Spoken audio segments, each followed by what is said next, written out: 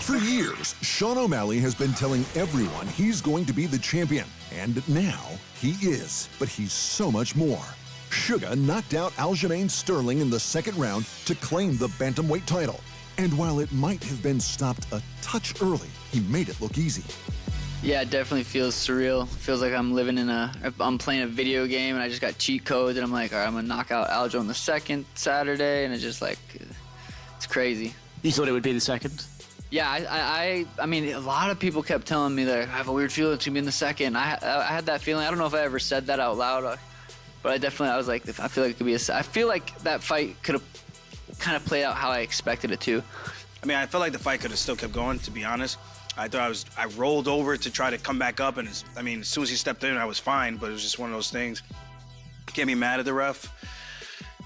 It is what it is, man. Losing sucks. It always does. Especially losing to him. Before the fight, there was animosity between the champ and his challenger, most of which, however, seemed to be coming from Aljo. The difference between me and you, Sean, is I actually embrace the challenges. I actually try to put my neck on the line and take the big fights. Who do you take the easy fights? Oh, I'm not getting paid enough. I want to fight this guy because he's not a big name. I'm not getting paid enough for that. I'm not going to take that fight, you little bitch ass. Soft, soft, just like that, soft. After this fight, he's gonna be drinking sad dads, saddy dads. The Funkmaster had 3 title defenses to his name over some of the best the division had ever seen.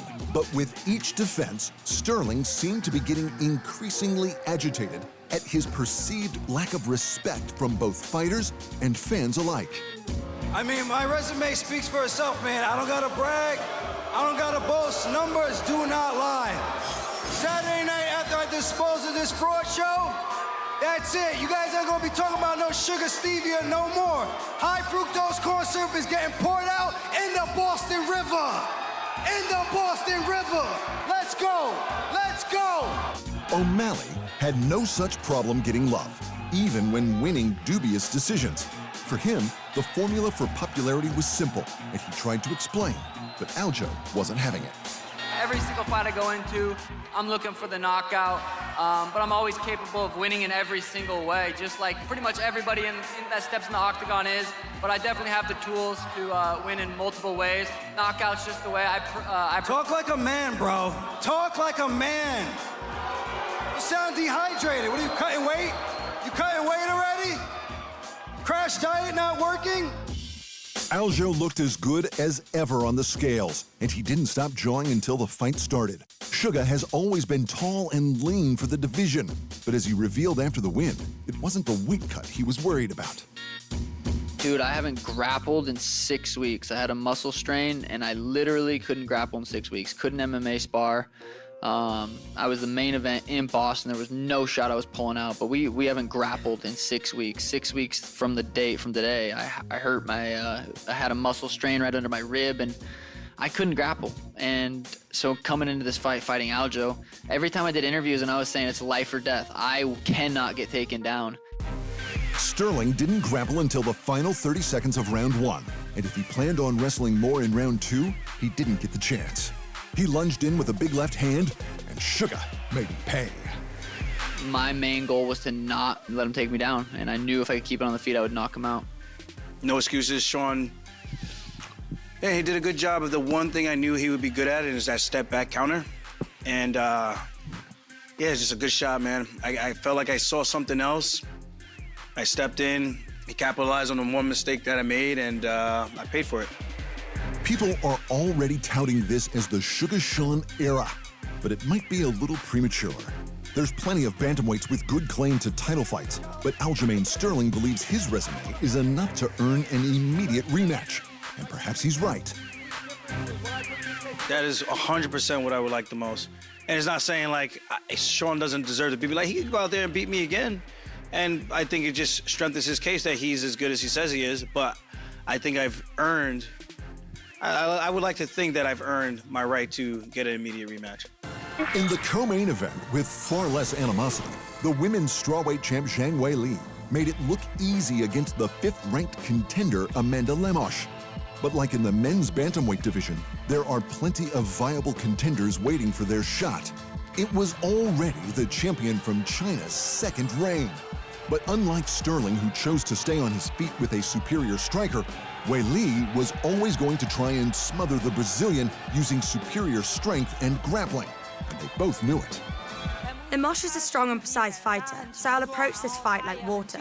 No matter how she appears, I can let the water just wrap her up. If she makes even a tiny mistake, I'll be able to catch her and finish her.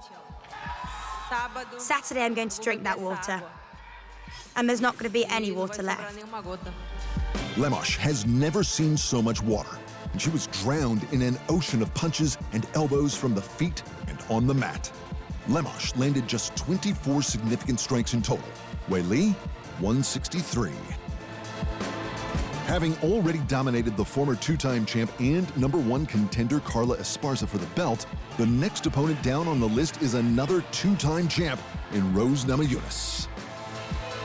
Because Thug Rose already has 2 consecutive title wins over Wei Li, with the second coming via split decision, you can understand why the champ might want to run that back. The problem is, Rose is testing the waters at flyweight. That has left Wei Li to call out someone else. And she has an idea. Tatiana Suarez is good, Wei Li said at the post-fight presser. She's undefeated. She's a very good fighter. I think she can be a potential challenger next. The 4th-ranked contender Suarez has a record of 10-0, with 7 straight in the UFC. She's also coming off a performance of the night finish over the former champ Jessica Andrade. She's absolutely earned her shot. The 2 champs, Sean O'Malley and Zhang Weili, took home $50K performance bonuses for their ultra-dominant wins. But fight of the night went to Brad Katona and Cody Gibson for their 3-round banger on the prelims. In other UFC news, Conor McGregor's comeback plan is on the rocks already. After announcing who his next 3 opponents will be just last week, the Irish superstar has now revealed what we've all known for quite some time. He's not allowed.